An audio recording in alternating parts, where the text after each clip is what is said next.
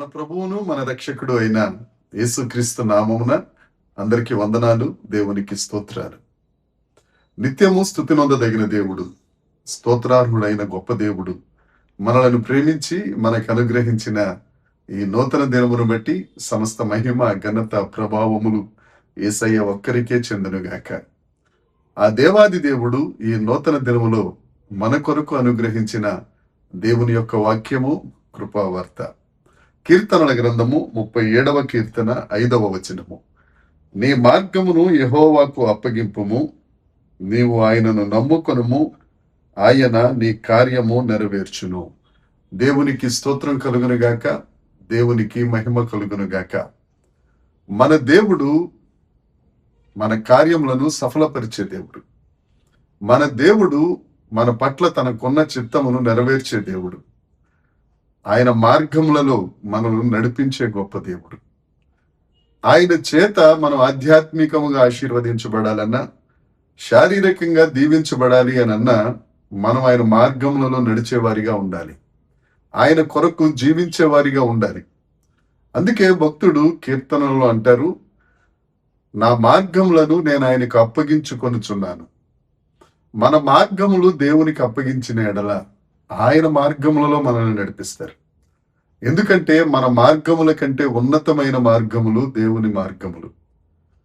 భూమి కంటే ఆకాశము ఎంత ఉన్నతంగా ఉందో ఆయన మార్గములు, ఆయనకు మన ఎడల ఉన్న తలంపులు అంత ఉన్నతంగా ఉన్నాయి.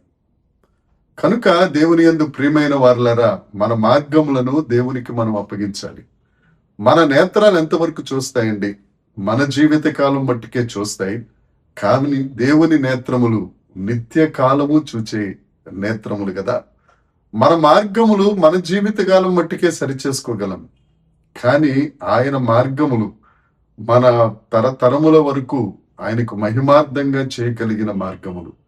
కాబట్టి మన మార్గములు దేవునికి అప్పగించిన ఎడల తప్పక దేవుడు మనలను ఆశీర్వదిస్తారు. అంతేకాదు 37వ కీర్తన 4వ వచనంలో ఉంటే, మనము దేవుని యందు సంతోషించిన ఎడల ఆయన మన హృదయ వాంఛలను తీరుస్తారని లేఖనం చెప్తుంది.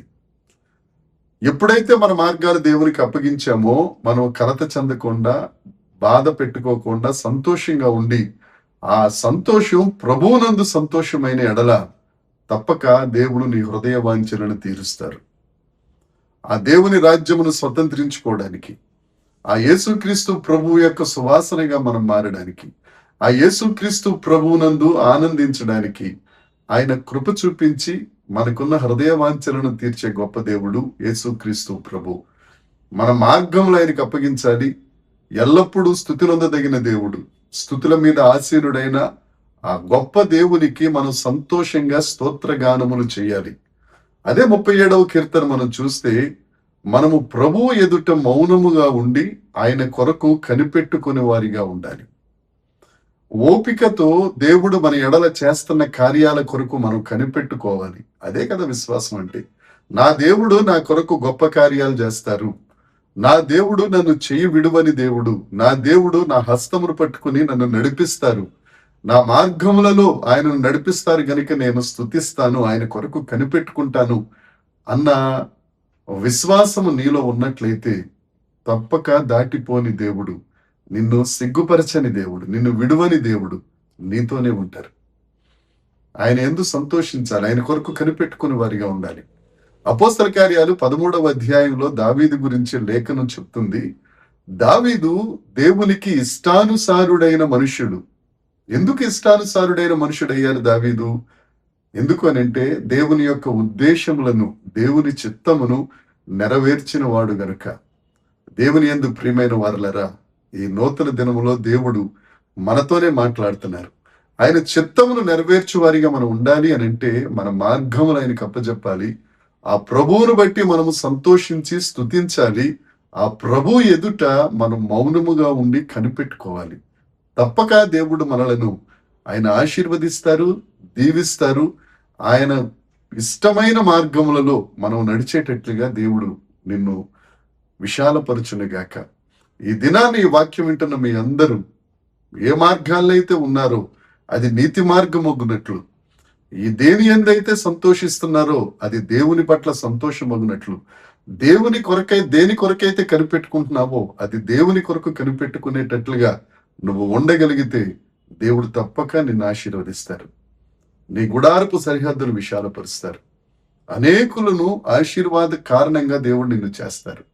కాబట్టి దేవుని యందు ప్రియమైన వారలారా, దేవుని కొరకు కనిపెట్టుకుందాం.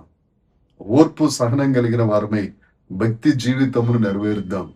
దేవుడి మాటలు దీవించును గాక. దేవుని కృప మనకు తోడుగా ఉండినట్లు చిన్న ప్రార్థన.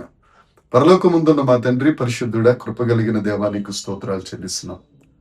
దేవా, ఈ నూతన దినమును బట్టి నీకు వందనాలు ప్రభువా. ఈ నూతన కృపలతో మీరు మమ్మల్ని నింపుతున్నారు తండ్రి, మీకు స్తోత్రం. ఈ దినమంతట్లో మా మార్గములు మీకు అప్పగించడానికి, దేవా, సంతోషించి నీ యందు ఆనందించడానికి, నిన్ను స్తుతించడానికి, అదేవిధంగా మీ ఎదుట మౌనంగా ఉండి కనిపెట్టుకొనుటకు నీ కృపను అనుగ్రహించమని, మీరే మహిమ పొందుమని, ఆశీర్వదించి అనేకులకు ఆశీర్వాదకరంగా మమ్మలను దీవించుమని మా ప్రభువు మా రక్షకుడైన యేసుక్రీస్తు నామమున ప్రార్థించి అడిగి వేడుకొనుచున్నాము తండ్రి. ఆమేన్. దేవుని కృప మనందరికీ తోడై ఉండును గాక. ఆమేన్, ఆమేన్, ఆమేన్.